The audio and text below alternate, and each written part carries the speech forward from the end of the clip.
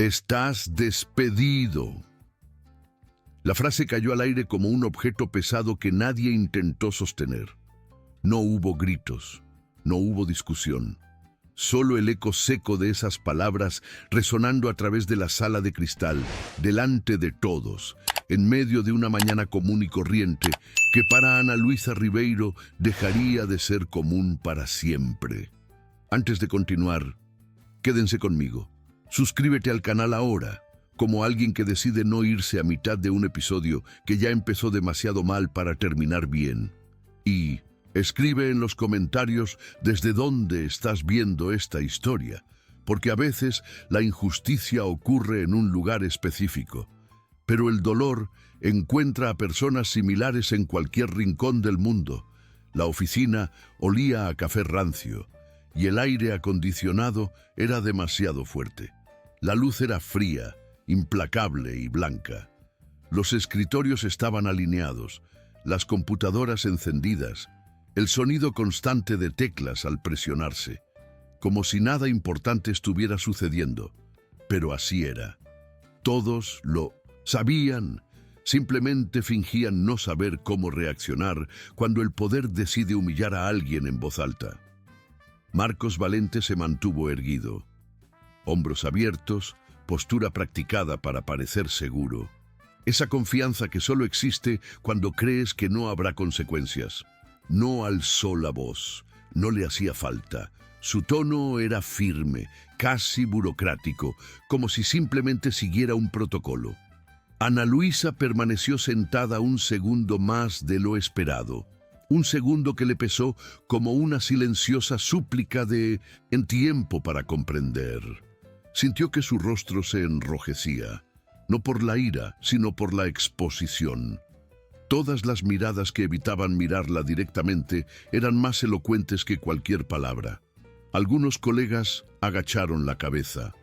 Otros fingieron escribir algo urgente. Nadie se levantó. Nadie dijo nada. El silencio colectivo era un acuerdo cruel. Ana se levantó lentamente. Sus piernas estaban firmes, a pesar del temblor interior. El sonido de la silla al raspar el suelo parecía demasiado fuerte. Marcos siguió hablando. Usó palabras como reestructuración, rendimiento, decisión estratégica. Ninguno explicó por qué era necesario que esto sucediera allí, delante de todos. Ninguno explicó por qué no la habían llamado antes, ni después, ni en privado. Pensó en la factura de la luz, pensó en el alquiler, pensó en la promesa que se había hecho de nunca mendigar respeto. Cogió su bolso. Miró a su alrededor una última vez, no como una despedida, sino como un recuerdo. Ana siempre tenía la extraña costumbre de fijarse en los detalles cuando algo estaba a punto de terminar. Al salir de la habitación, oyó a alguien contener la respiración. No sabía quién. No importaba. El pasillo parecía más largo que nunca.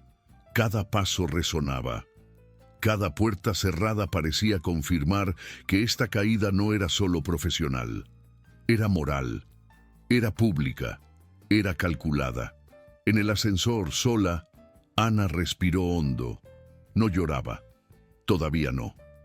El espejo reflejaba a una mujer común y corriente con ropa sencilla y ojos cansados.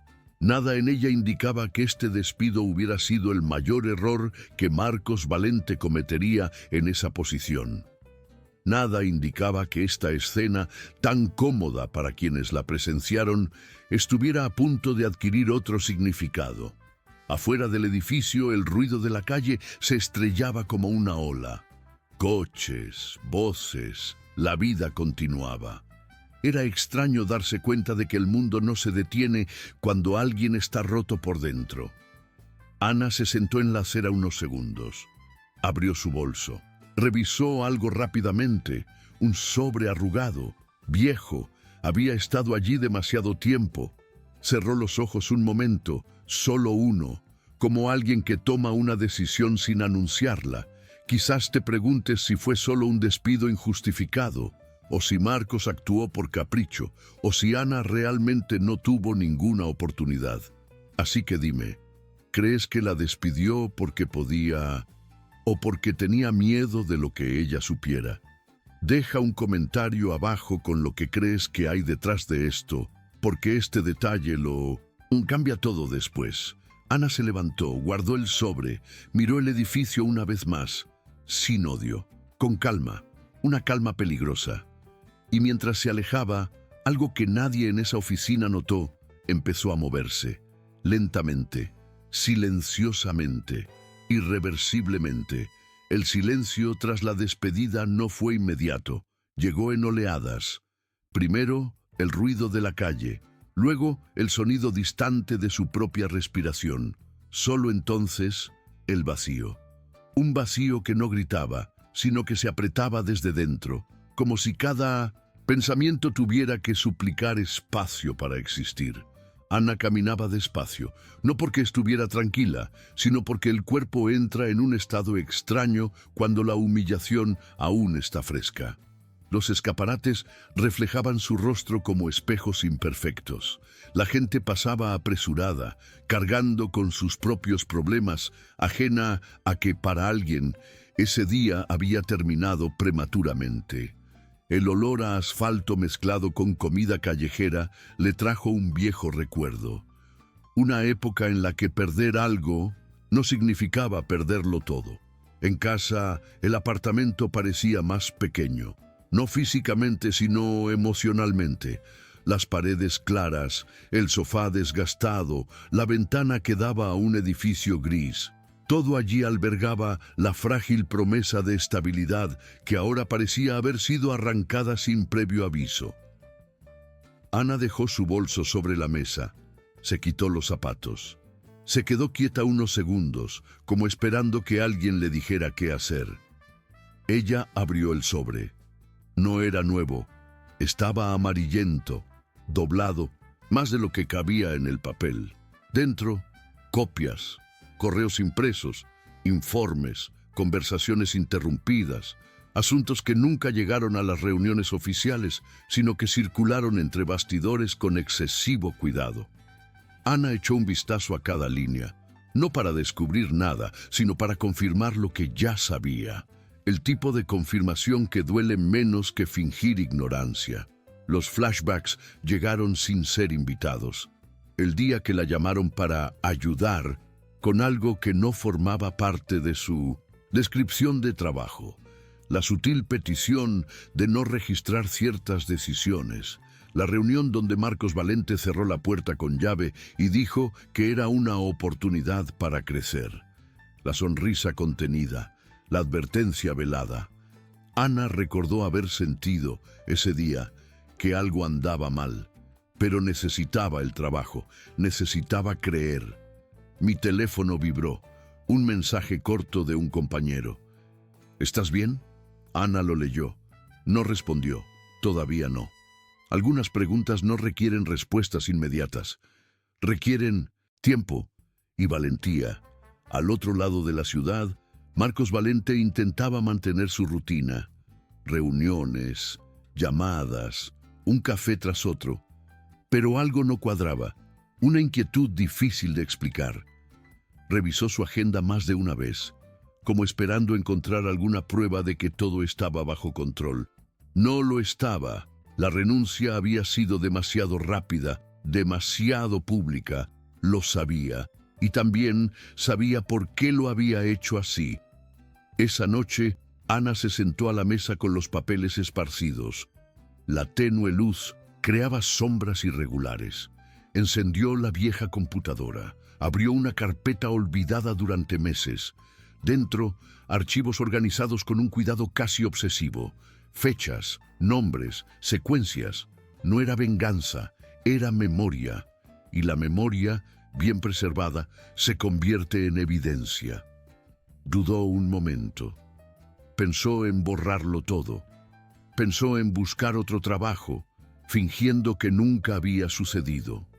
Pensó en seguir el camino más común, el que el mundo espera de alguien humillado. Pero algo en su interior se negó. No por ira, por encima de los límites, Hay momentos en que ceder se convierte en una especie de traición a uno mismo. Ana hizo una llamada, corta, directa. Al otro lado, silencio. Luego, una pregunta. ¿Está seguro? Ella respondió con otra pregunta, una que solo alguien muy seguro de sí mismo haría. Colgó. El apartamento volvió a quedar en silencio. Pero ya no era el mismo silencio de antes. Era un silencio en movimiento, como si algo se estuviera moviendo lentamente.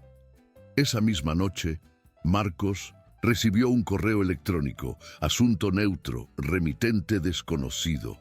Lo abrió sin pensar, leyó la primera línea, luego la segunda, sintió un nudo en el estómago. No era una amenaza, era un reconocimiento. Alguien lo sabía, siempre lo sabía. Cerró la laptop de golpe, se paseó por la habitación, se pasó una mano por la cara, intentó razonar, para convencerse de que exageraba.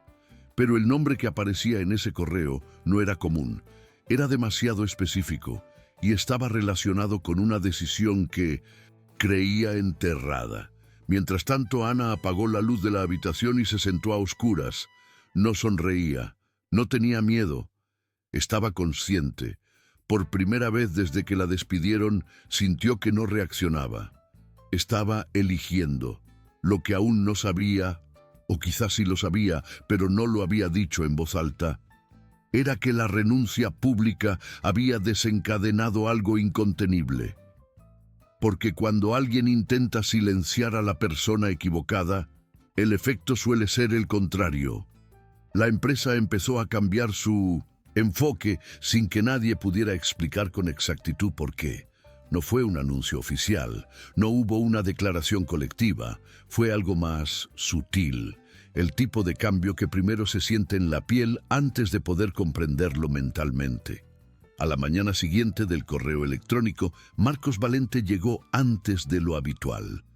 El aparcamiento seguía medio vacío. El edificio parecía más grande sin testigos. Su reflejo en la fachada de cristal parecía ligeramente distorsionado, como si la imagen no se ajustara del todo a la realidad. Se detuvo un segundo antes de entrar, un gesto inconsciente, un retraso mínimo. Pero para alguien que siempre había estado seguro de todo, eso ya era una señal. Dentro de la oficina, los saludos sonaban diferentes. Ya no eran fríos ni cálidos, solo cuidadosos. Los compañeros que antes hablaban demasiado ahora escogían sus palabras con excesiva precisión. El café parecía más amargo, el aire acondicionado más fuerte. Marcos notó que ahora susurraban su nombre, cuando doblaba por el pasillo equivocado. Al mismo tiempo, Ana vivía en un silencio activo. Los días no eran fáciles, las facturas no dejaban de llegar. El miedo aparecía por la noche, cuando su cuerpo cansado exigía descanso y su mente insistía en repasar posibles escenarios. Pero en medio de todo esto había algo nuevo, una dirección.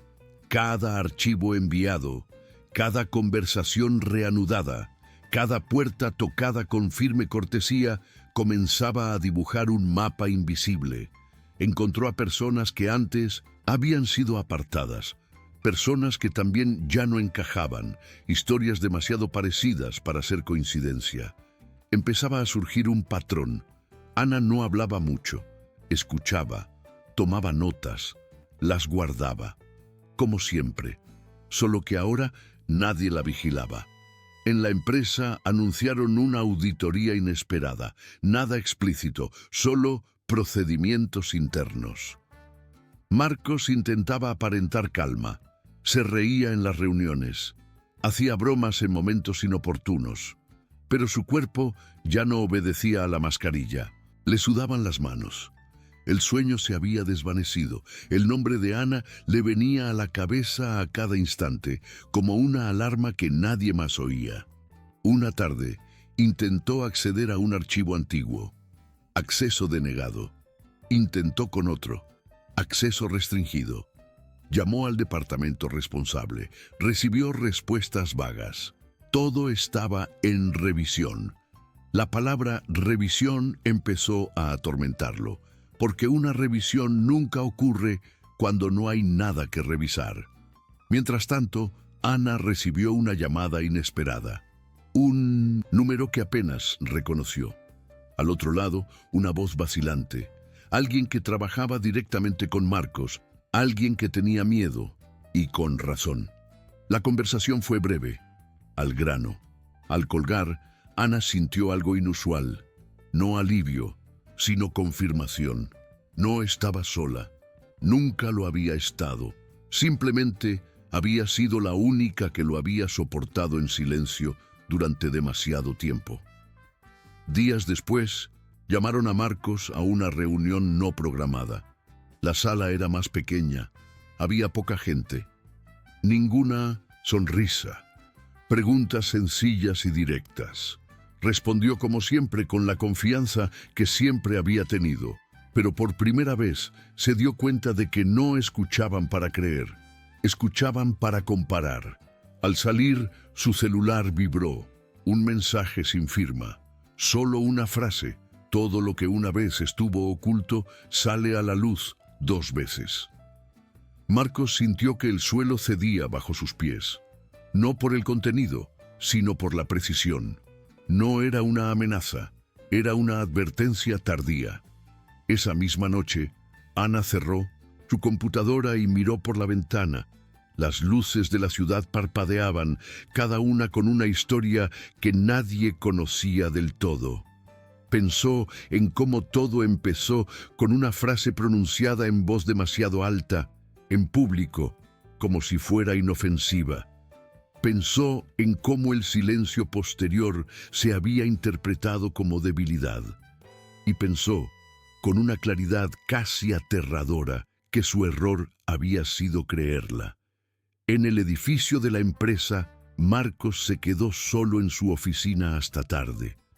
Releía contratos antiguos, borraba correos electrónicos, intentó reorganizar el pasado como quien reorganiza cajones, pensando que eso cambiaría lo que había dentro.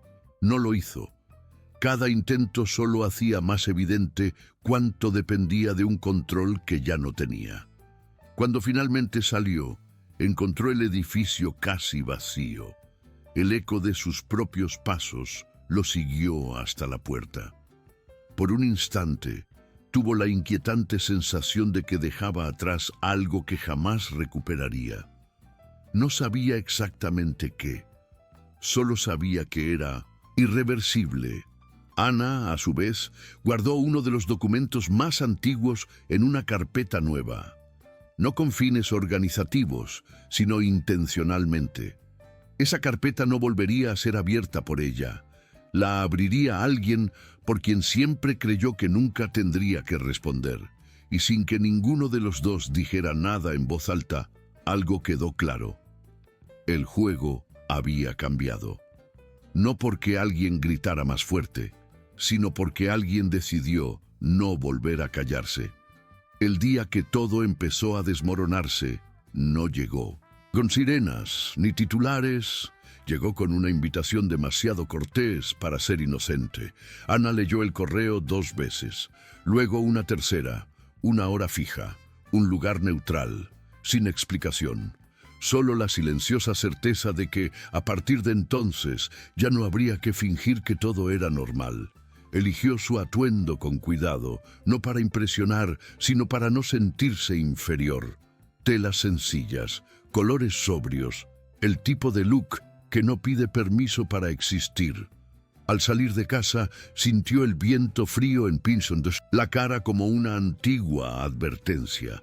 Esa sensación que te invade cuando algo importante está a punto de cruzarse en tu camino sin pedir permiso. Al otro lado de la ciudad, Marcos Valente también se preparaba. Pero el espejo reflejaba a un hombre distinto al que estaba acostumbrado a ver. Tenía la mirada cansada, llevaba la barba sin afeitar, su celular vibraba sin parar y ningún mensaje traía buenas noticias.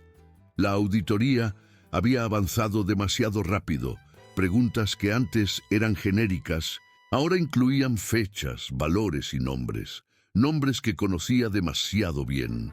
La reunión tuvo lugar en una sala discreta, con paredes claras y una mesa de cristal, sin símbolos de poder, sin escudos de armas, solo gente que sabía escuchar.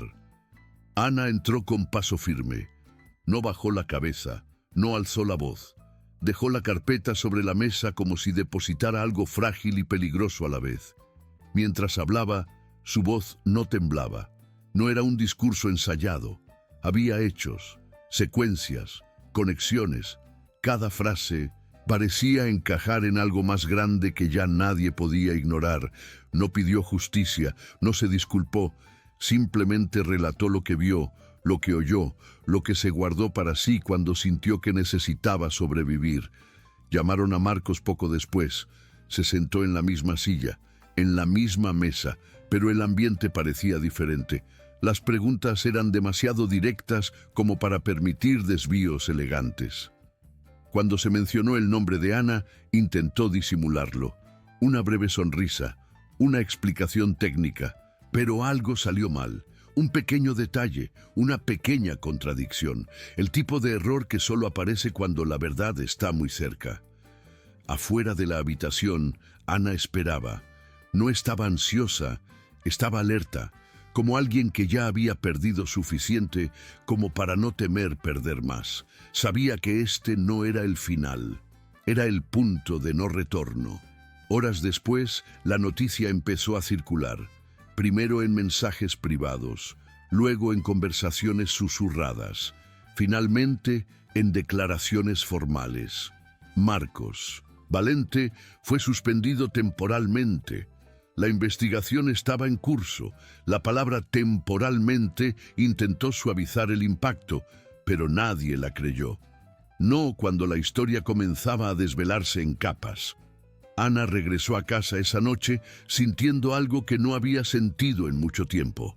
No era victoria, era alineación, como si por primera vez sus acciones estuvieran exactamente donde siempre debieron estar. Días después, un periodista llamó, luego otro. El caso había trascendido los límites de la empresa. Había interés público, había patrones, había otras Anas, historias similares, dispersas como piezas de un rompecabezas que por fin empezaba a tener sentido. Marcos, aislado, observaba desde lejos. Cada nueva información publicada parecía desgarrar la imagen que había construido durante años. Los amigos se alejaron. Las invitaciones cesaron. El silencio ahora le pertenecía. Un silencio denso, sin protección. Pero la verdadera sorpresa no vino de los titulares. Vino de algo inesperado. Un viejo documento, adjunto al expediente casi por casualidad, revelaba que la contratación de Ana, años antes, se había realizado por recomendación directa de una agencia externa. Un detalle olvidado, un error administrativo, o quizás algo que Marcos nunca notó porque nunca sintió la necesidad de observar de cerca a quienes consideraba invisibles. A partir de ese momento, la narrativa cambió. Ya no se trataba de una empleada despedida injustamente. Se trataba de alguien que llevaba suficiente tiempo en el sistema como para comprender sus defectos y que, al ser expulsada, se llevó consigo precisamente lo que éste no podía permitir que saliera a la luz. En la escena final de ese capítulo, Ana camina por una calle tranquila.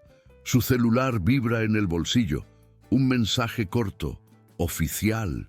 Se detiene, lo lee, no sonríe, simplemente cierra los ojos un segundo, como confirmando algo que siempre supo, pero de lo que nunca tuvo pruebas.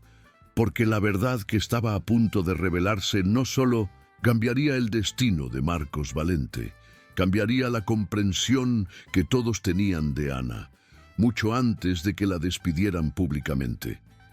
La confirmación llegó en una mañana demasiado común para soportar su peso. El teléfono sonó temprano. Ana contestó sentada a la mesa de la cocina, con el café enfriándose. La voz al otro lado era formal, acostumbrada a no mostrar sorpresa.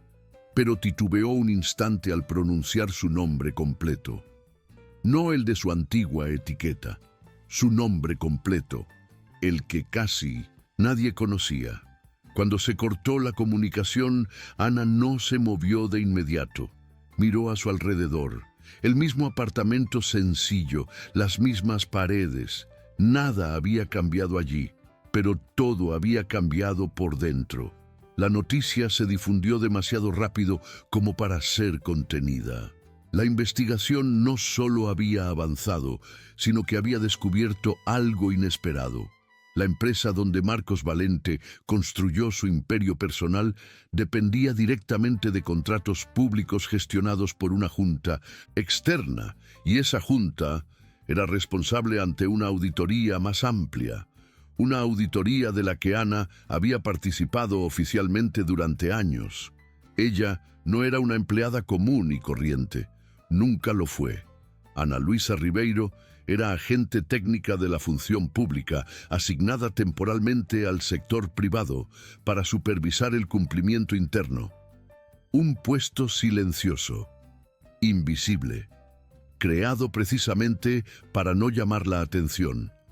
El tipo de trabajo que solo existe porque alguien necesita observar sin ser observado. Marcos nunca leyó el expediente completo, nunca preguntó, nunca lo creyó necesario. Para él, Ana era solo una más, y precisamente por eso todo se vino abajo. El despido público grabado en video con un celular dejado sobre una mesa se convirtió en la prueba que faltaba.